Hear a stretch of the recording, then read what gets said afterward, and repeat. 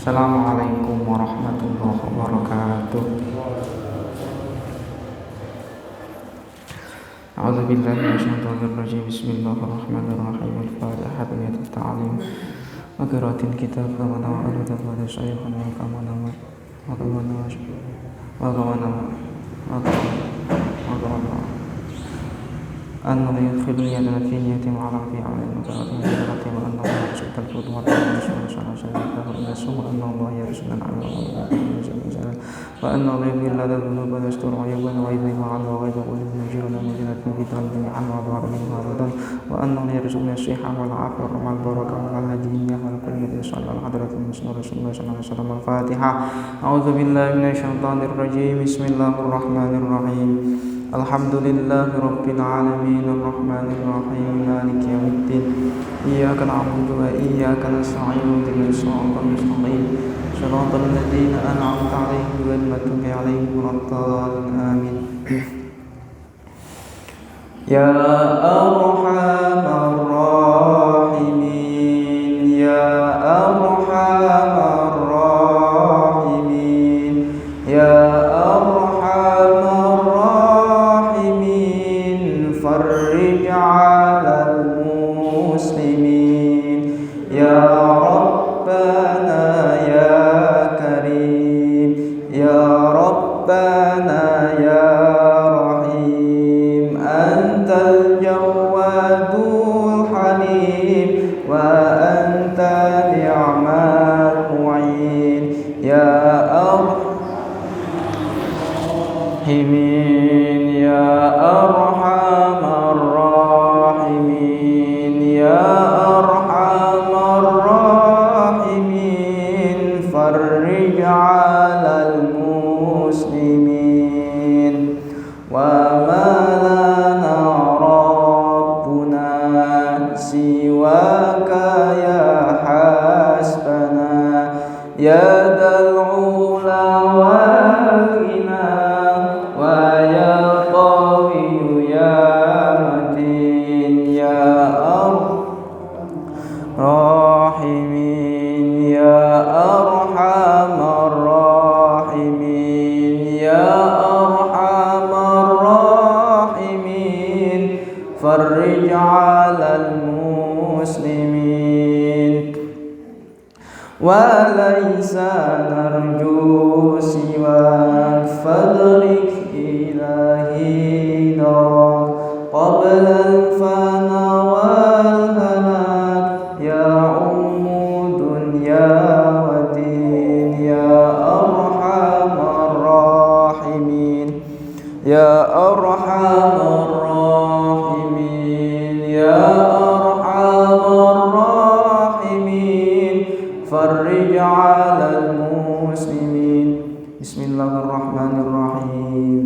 Bismillah, alhamdulillah, assalatu wassalamu ala rasulillah Muhammad ibn Abdillah, la hawla wa la quwwata illa billah. Allahumma salli ala sayyidina Muhammadin nabiyir rahmah wa syafi'il ummah balighin nubuwwah wa risalah wa ja'alna wa ashabahu fi hadhihi ummah warzuqina bis-sihhah was-salam was-sa'adah ar-rabithah fi dunya al-akhirah wa ala alihi wa sahbihi wa sallim.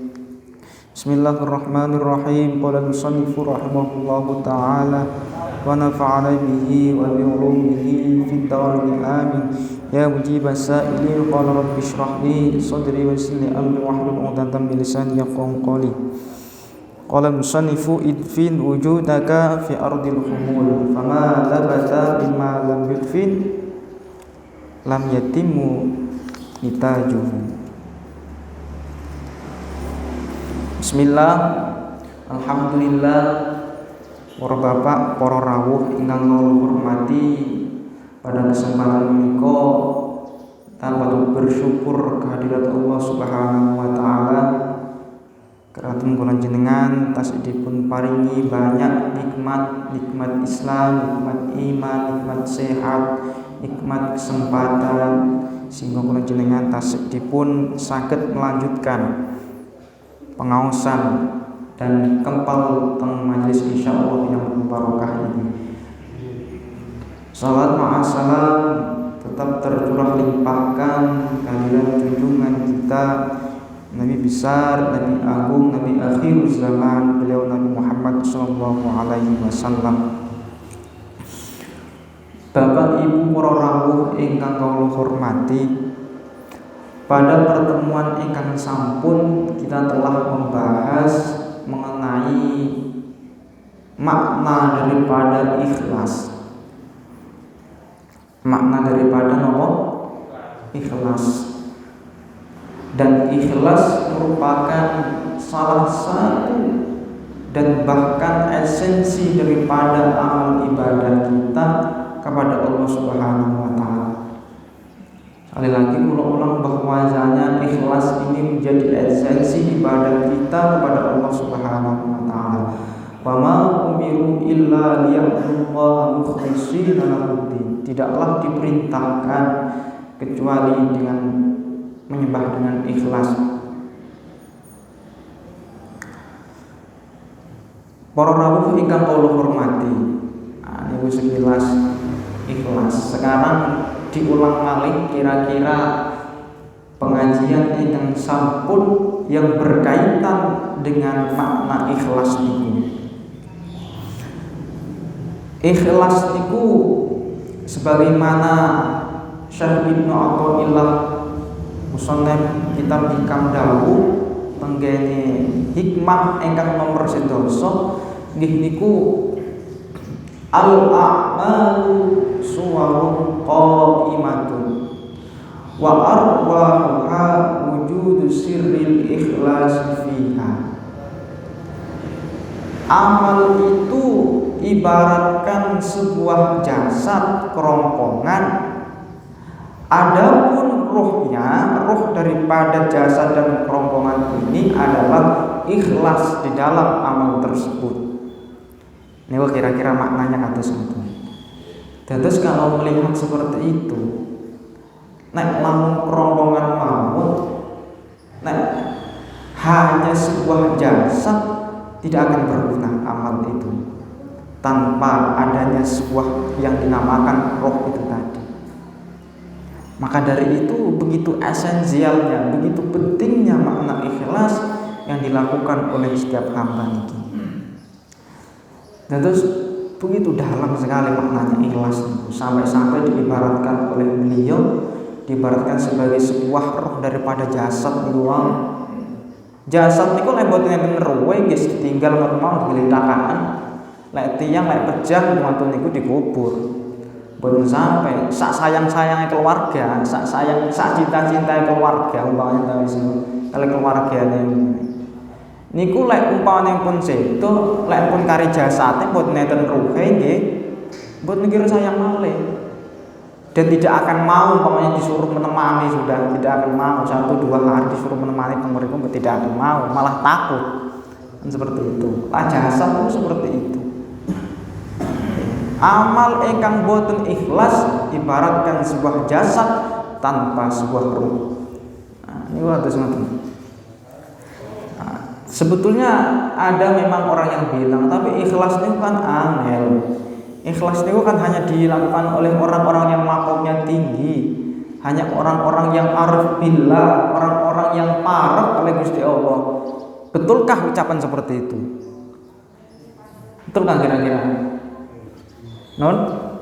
Salah. Ikhlas itu sangat mudah.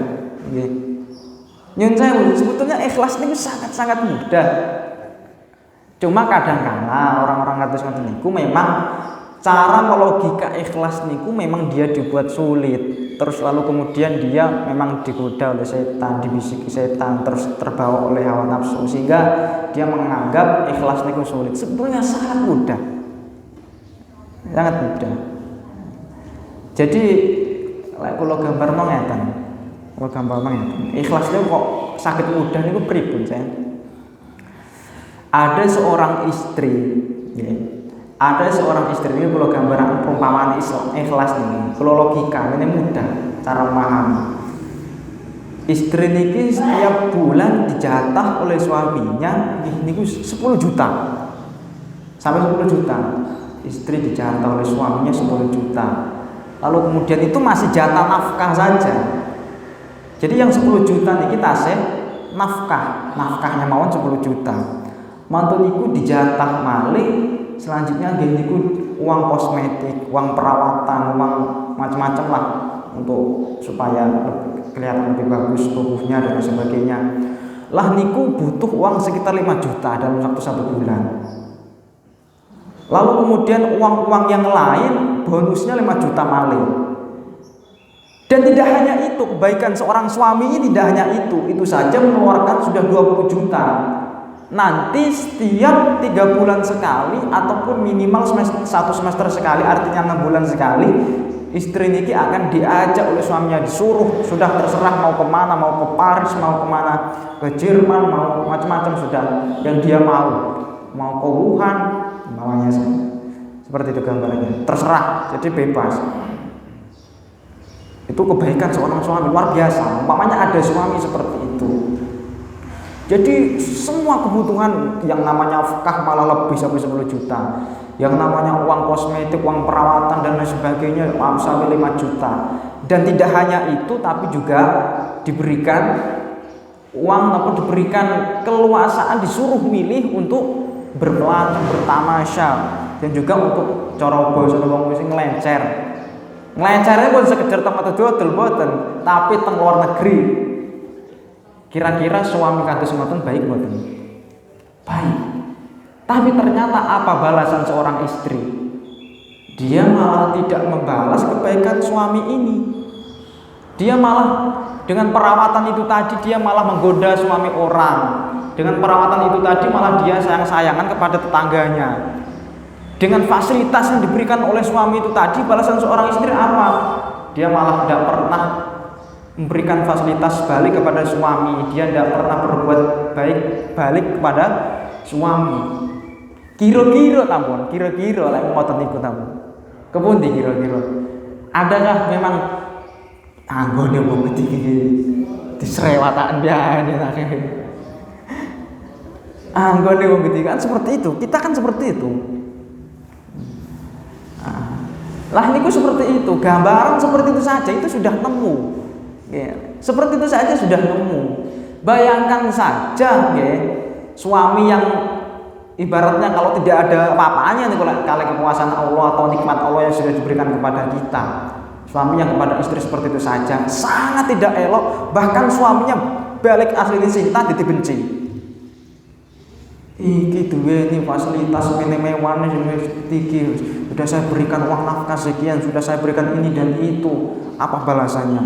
Saya diselingkuhi, apa balasannya? Malah mementingkan orang lain dan sebagainya. Seperti itu. Lalu logika ilahnya di mana? Ya itu. Makanya kalau logika ilahnya itu meriki. Ketika kita sudah banyak diberikan nikmat oleh Allah, tapi Allah cuma minta Mama khalaqtul jinna wal insa illa liya'budun. Tidaklah saya menciptakan jin dan manusia kecuali untuk menyembah. Cuma niku, permintaannya Allah cuma niku. Tapi maksudnya menyembah niki maksimal mungkin. Jadi secara tidak langsung dan secara langsung pun Allah itu sudah banyak memberikan nikmat dan banyak memberikan fasilitas yang berharga buat kita. Nyun sewu, ya niku wae gambaran seorang suami yang seperti itu saja secara otomatis, secara logika kita memikir seorang istri yang kados ngoten niku mawon niku tidak elok, tidak baik dan sangat mendurhakai. Coba bandingkan terhadap diri kita, kebaikan Allah terhadap diri kita. Kita merenung kebaikan Allah terhadap diri kita. Kita sudah diciptakan oleh Allah ke dunia yang berawal dari ketiadaan menjadi ada, itu sudah nikmat yang luar biasa. Nyun sewu coba di antara mungkin jamaah tamriki ada ndak mungkin kula jenengan iki tahun 1930 ada yang sudah lahir. Dereng-dereng nggih, dereng-dereng nggih. Paling maksimal 1950 ke atas lah. Itu artinya kita ini berawal dari sebuah ketiadaan. Dari sebuah boten sesuatu yang tidak ada menjadi ada. Ini mau sudah untungnya luar biasa. Wis ngoten kadang kala kita sudah dimuliakan, kadang kita juga dihargai, itu sudah mulia. Kita ciptakan oleh Allah menjadi manusia, artinya adalah laqad khalaqnal insana fi ahsani taqwim. Ahsani taqwim ini sebaik-baiknya bentuk. Itu sudah nikmat yang luar biasa. Coba bayangkan, pernahkah nyuwun sewu tikus niku nyuwun teng Gusti Allah, atau pernahkah tikus itu milih kepada Allah untuk ciptakan menjadi tikus? Pernahkah seperti itu? Atau pernahkah anjing, seekor anjing itu minta kepada Allah untuk jadikan seekor anjing? Atau kecoa, mintakah kecoa itu untuk jadikan seekor kecoa? Minta kira-kira buatan, ternyata buatan. Tapi apa takdirnya? Yang menjadikan seperti itu. Tikus hidupnya hanya ngalor ngidul minggot, kadang ya adung ketemuan nyolong juga itu pentong wong kadang mati langsung. Kan ngaten, kecoa seperti itu, ada wong biangkel itu tombong ketika mati. Nyamuk, pada nyamuk pas hinggap mereka ditepok mati. Bayangkan saja ketika kita itu diciptakan oleh Allah menjadi seekor nyamuk. Hidupnya sangat terancam oleh orang lain, coba nyemplok ketika mati. Tikus, bayangkan kalau semuanya kita diciptakan oleh Allah menjadi seekor tikus. Tidak terbayangkan, padahal itu sama-sama makhluknya Allah, sama-sama buatannya Allah. Lah niku mau sudah sangat luar biasa. Nikmatnya diberikan oleh Allah, kita jadikan manusia, kita sudah diberikan fasilitas hidup di dunia. Ini kan sudah luar biasa. Dan belum yang lain-lain like disebutkan nikmatnya Gusti Allah ini tidak ada habisnya. Wa in ta'udzu nikmatallahi la tuhsuha. Buat neten habis ya, tidak akan ada habisnya kalau kita tidak ada habisnya sudah kalau kita menyebutkan nikmat-nikmat itu hanya sekilas saja, hanya sekelumit. Lalu kemudian kita dengan nikmat Allah yang begitu melimpah tadi, yang begitu sangat luar biasa, begitu banyaknya itu tadi, lalu kemudian kita beribadah kepada Allah hanya kepengen mendapatkan sanjungan manusia, hanya kepengen mendapatkan pujian manusia. Nomor enten yang ngoten niku. Sedangkan kita kalau logika seorang istri yang tidak patuh terhadap suami itu tadi, itu seakan-akan koyo-koyo gemes-gemes so. Sedang iki sudah bisa bayangan. Jadi sebetulnya ikhlas ini mudah.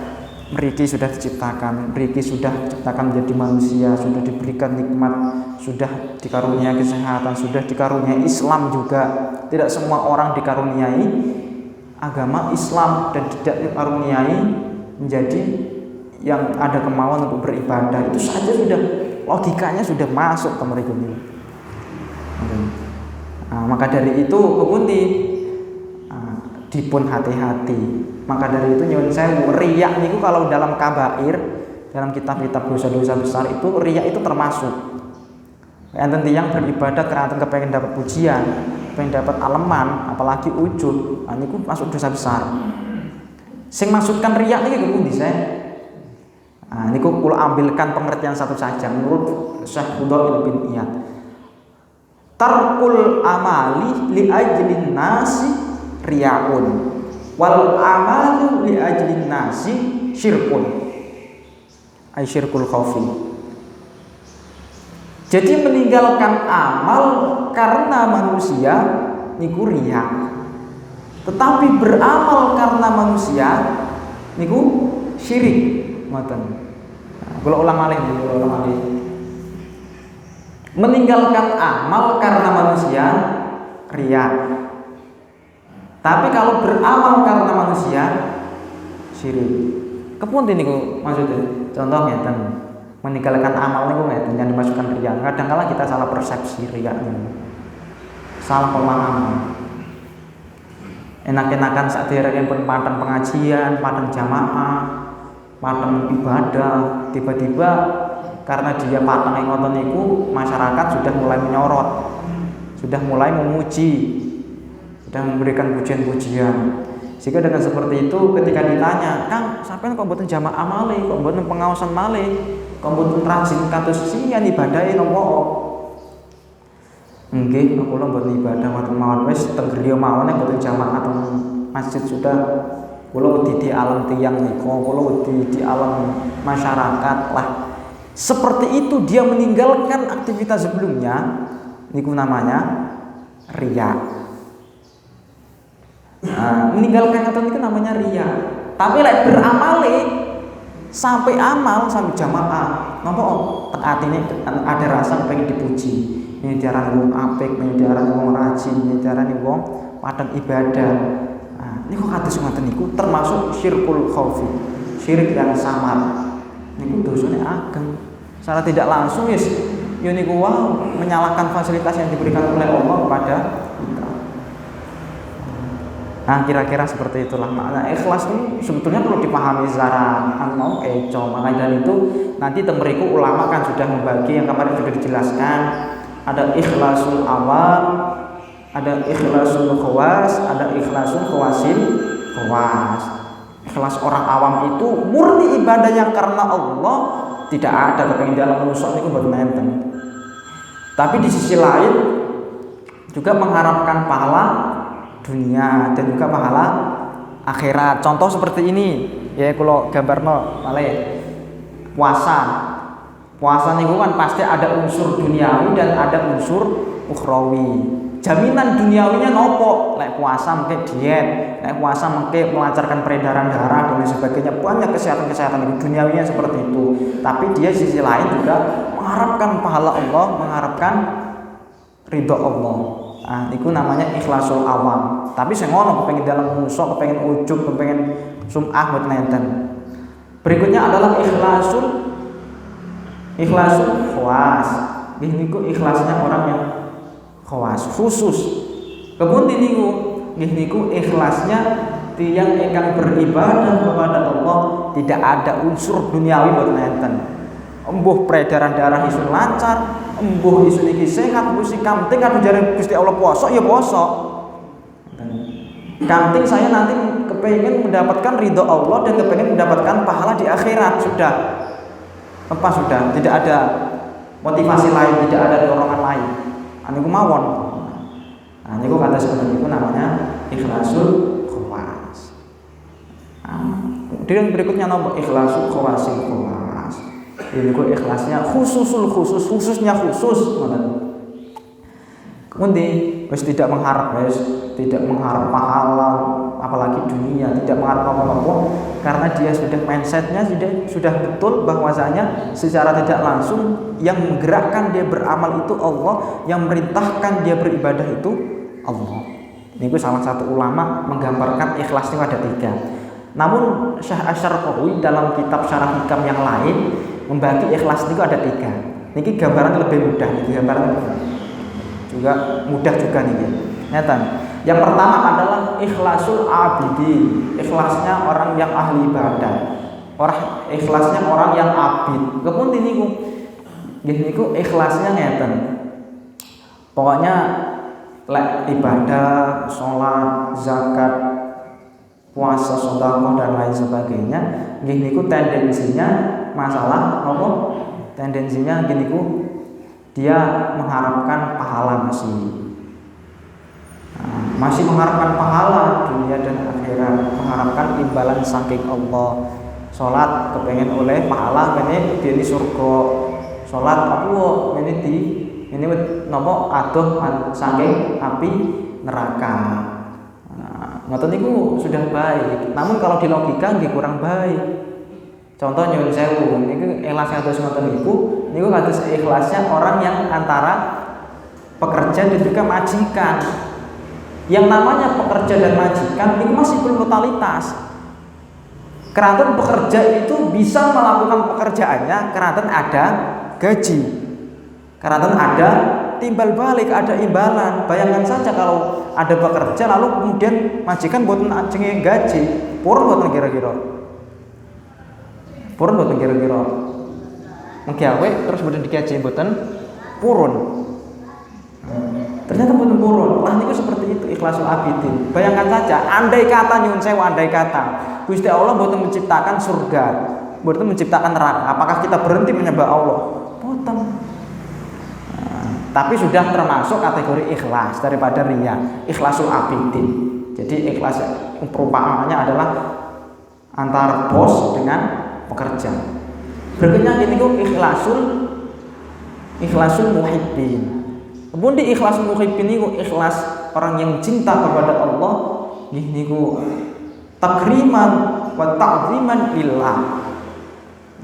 Jadi sudah tidak mengharapkan pahala surga dan neraka, pahala pengen balik surga atau takut neraka mboten wis. Nah, ikhlasul muhibbin iki. Napa? Niku hanya dia itu melakukan perintah Allah dan juga hanya mengagungkan dan memuliakan Allah. Sudah berhenti di situ saja. Ibaratnya kemudian, ibaratnya adalah seorang santri kepada kiainya. Ibaratnya kemudian, ibaratnya seorang ibu kepada anaknya. Sudah tidak ada tendensi lain. Santri ini golek tenganan kiai, masya Allah luar biasa senengnya. Tenganan mijeti, tenganan rejik-rejik ngopo, seneng nih. Masuk aja ya santri ini penjala kopatan kiai kulo kan mantun nyapu keren ini kok. Saat ini biar nonton kulo beces tidak akan sudah. Kerana takzim dan ikroman itu wow sudah muliakan. Begitu juga orang yang sudah muhibbin, tingkat muhibbin ini buat nenten sudah kepengen seperti itu. Kamting saya memuliakan dan mengagungkan Allah. Ibu kepada anaknya yang saya mau nggak cuma nangis jam 12 malam, jam 3 bahkan jam 2 ngoten. Ya tidak ada tendensi kepengen anaknya suruh ini buat nenten sudah. Dan tidak kepengen digaji sudah. Ibu kepada anak berbuat baik yang bukan kepengen digaji, bukan kepengen duit imbalan boten. Ini namanya ikhlasul muhibbin. Kalau di logika mudah mau. Yang terakhir gitu ikhlasul arifin. Ilahnya orang-orang arif yang tidak menyandarkan amalnya kepada selain Allah. Sudah, karena saya ini beramal ya karena memang karunia samping Allah, saya bersyukur sekali untuk tidak sampai bermaksiat. Sudah, jadi semuanya sudah tendensinya sudah menyatu kepada Allah. Ini kira-kira seperti itu. Kesimpulannya mawon dawa ngoten. Iki dereng lanjut materi berikutnya nih. Lanjutan sedikit malih. Bismillahirrahmanirrahim. Idfin mendemo sira.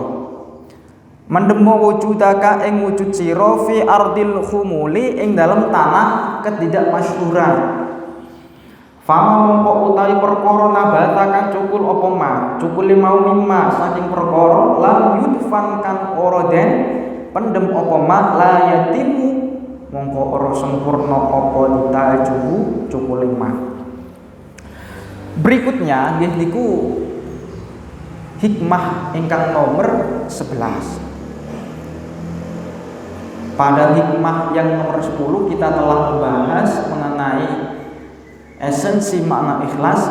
Nggih niku selanjutnya membahas mengenai bagaimana lalu caranya ikhlas niku, cara ikhlas yang selanjutnya maksudnya selain logika-logika niku wow.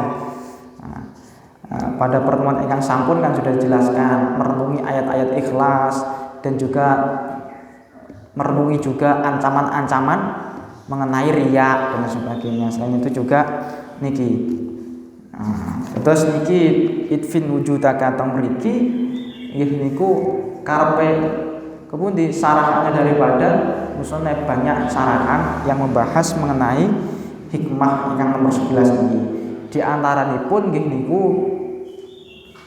mengenai atau berkaitan dengan amal ibadah yang dimana amal ibadah niku lebih baik dilakukan secara sirri, secara sembunyi-sembunyi, napa dilakukan secara dohir atau dilakukan secara masyhur. Lebih baik mana kira-kira orang yang masyhur ataupun mastur.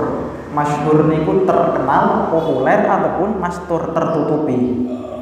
Nah, niku kira-kira seperti itu. Amal niku kira-kira lebih baik yang mana? Kanjeng Nabi dawuh tenggene satu hadis nggih niku bahwa amal yang sirri, amal yang dirahasiakan niku lebih utama, lipat gandaannya 70 lipat ganda daripada amal yang ditampakkan. Kalau ulangi malih bahwasanya kemuliaan amal yang sirri, kemuliaan amal ingkang boten ditampakkan niku 70 lipat ganda dari amal yang ditampakkan. Jadi luar biasa lipat gandanya. Nah, tapi boten saged dipahami secara saklek niki kaidah niki hadis nanti niki boten saged. Jadi yang 70 niku wau umpamanya ngeten. Ibadah sirri. Ibadah sirri ibadahnya sudah tidak ada. Artinya yang maksudkan sirri niki baik sirri secara waktu tidak diketahui orang lain ataupun sirri secara melakukannya. Ngoten. Nah, niku kira-kira seperti itu. Jadi ngoten. Lalu kemudian bagaimana lalu dengan amal-amal yang masyhur? Yang 70 lipat ganda niki ketika seseorang menceritakan kepada orang lain, maka kalau ceritanya niku tidak ada motivasi supaya ada kepengen dia itu melakukan pekerjaan yang dilakukan, nah niku kados ngoten niku, maka nanti yang 70 lipat ganda niki dihapus. Kok enten tiyang amale cerita-cerita kono wong, cerita niku sepisan, maka yang 70 derajat niki dihapus lipat gandanya. Kemudian suatu hari cerita malih, setelah cerita niku maka ditulis wayuktabu riyaan, ditulis sebagai orang yang riya. Jadi kadung cerita pengkale sudah terkategori riya. Lalu solusinya bagaimana supaya boten riya? Enten solusinya. Jadi amal itu memang ada ibadah-ibadah itu, memang secara konstitusi ibadah itu, konstitusi asli dari ibadah ini memang harus dimasyhurkan. Ada juga ibadah yang memang harus disirrikan. Contoh ibadah yang memang harus dirahasiakan. Nyun sewu, umpamanya nanti kita sholat qobliyah, sholat sunnah. Sholat sunnah qobliyah subuh di masjid bagus. Tapi sholat sunnah qobliyah subuh di rumah lebih bagus. Sholat sunnah witir di masjid bagus, tapi sholat sunnah witir di griya lebih bagus. Sholat tahajud di masjid bagus, tapi lek di griya di kamar di jero maka lebih bagus. Niku konstitusi seperti itu, peraturannya kados ngoten. Kalau sholat sunnah itu memang lebih baik untuk disembunyikan. Tapi bukan berarti yang nampak lebih bagus. Cuma secara level niku beda. Nah, niku kados ibadah-ibadah seperti itu. Ada yang memang ibadah niku harus ditampakkan. Harus ditampakkan contohnya pun apa? Ibadah haji. Menuntut ilmu kados ngeten iki. Lalu kemudian juga ibadah umroh. Salat jamaah, salat Jumat. Lah ibadah-ibadah sing kula sebut niki niku lebih baik untuk ditampakkan. Lebih baik untuk giat melakukan. Jadi ibadah-ibadah sing kados ngoten niku lebih baik untuk ditampakkan. Dengan catatan jangan sampai ada riya. Itu seperti itu. Lah ibadah-ibadah kados sedekah, ibadah-ibadah kados apa namanya ibadah sing itu-itune, salat seperti itu. Sholat sunnah seperti itu niku karena konstitusi awalnya adalah disunahkan untuk sirri, konstitusi awalnya adalah disunahkan untuk menyembunyikan ibadah niku, tetapi ada baiknya ketika ibadah niku ditampakkan. Syaratnya nopo? Setunggal, syaratipun supaya dicontoh oleh orang lain. Nah niku lebih baik. Jadi umpamanya nanti sedekah 10.000 ceritakan kepada orang lain, tapi aja 10.000 kabeh bisa. Sudah komponen 1 juta ngoten. Kebetulan yang dikisahkan itu, yang diceritain itu kebetulan orang kaya ngoten. Nah, kemudian supaya nopo? Supaya orang kaya niki nanti meniru, termotivasi.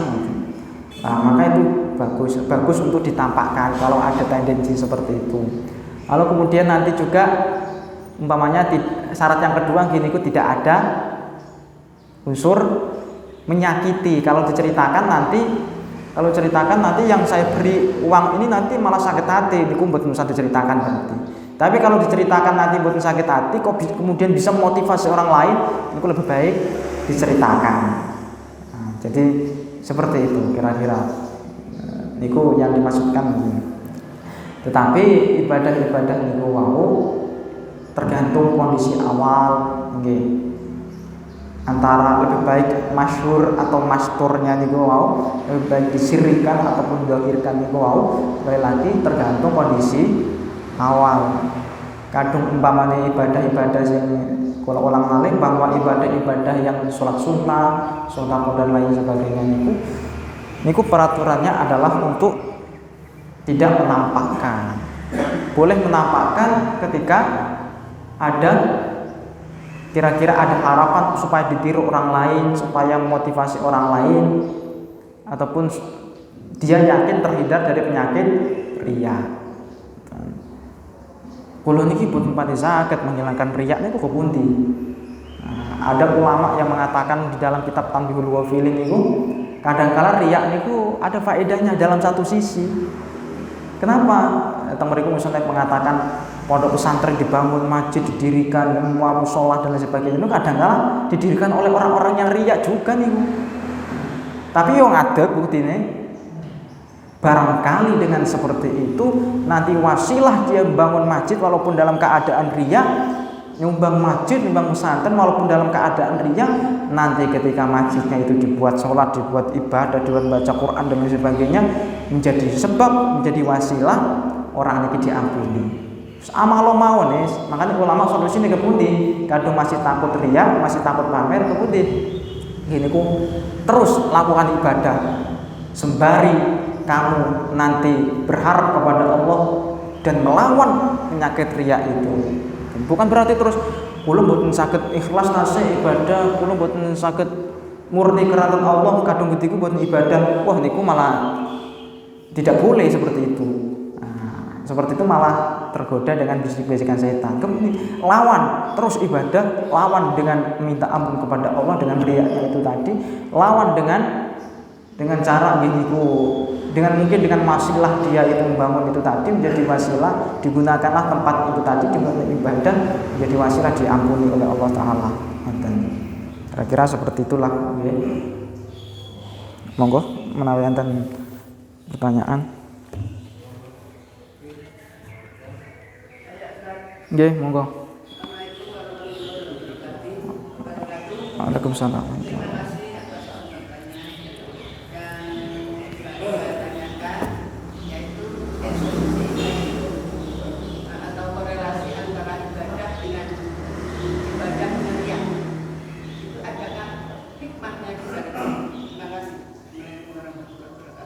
Waalaikumsalam warahmatullahi wabarakatuh. Adakah korelasi antara ibadah dengan riya? Adakah hikmah di balik itu semua? Ya ada. Semua kejadian yang sudah ditakdirkan oleh Allah dan semua peraturan ibadah yang sudah dibuat sedemikian rupa oleh Allah itu pasti ada hikmahnya. Lalu korelasi antara ibadah dengan riya nopo? Keterkaitannya nopo? Ya kalau orang itu kalau sudah ibadah, niku pasti dia disuruh milih dua hal. Yang satu adalah ikhlas, yang kedua adalah riya. Itu pasti sudah dua hal itu pasti menghinggapi seorang yang beribadah. Kemudian dua hal itu pasti menghinggapi orang yang beribadah. Jadi orang yang ikhlas niku, orang yang beribadah niku dalam satu sisi pasti kadang kala ikhlas. Kalau mboten saged jaga ati pasti riya, korelasinya itu mriku. Lalu Gusti Allah hikmahnya nopo untuk memberikan semua itu? Hikmahnya gini supaya orang-orang ini betul-betul menggali makna ikhlas, supaya orang-orang itu menggali makna daripada esensi ibadah yang sesungguhnya dan menjauhi daripada penyakit riya. Dengan cara nopo? Dengan niku wau pateng hadir di majelis taklim dan menggali-gali juga makna-makna riya niku wau. Selain itu juga kita merenungi ancaman-ancaman mengenai makna riya dan dengan seperti itu kan akhirnya tidak mau riya. Kira-kira atas ngoten lah.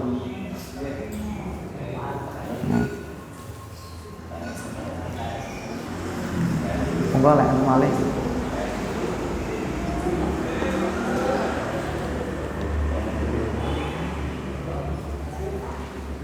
Enten malih kira-kira? Barangkali ada yang punya WA, kepengen ngaos online, monggo kula enten grup WA.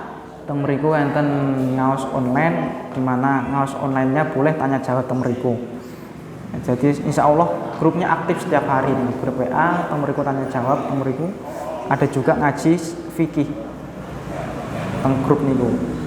Engkang butuh nomor kula silakan dicatat nanti mlebet teng grup niku. Terus nanti banyak sudah anggota grupnya teng mriku.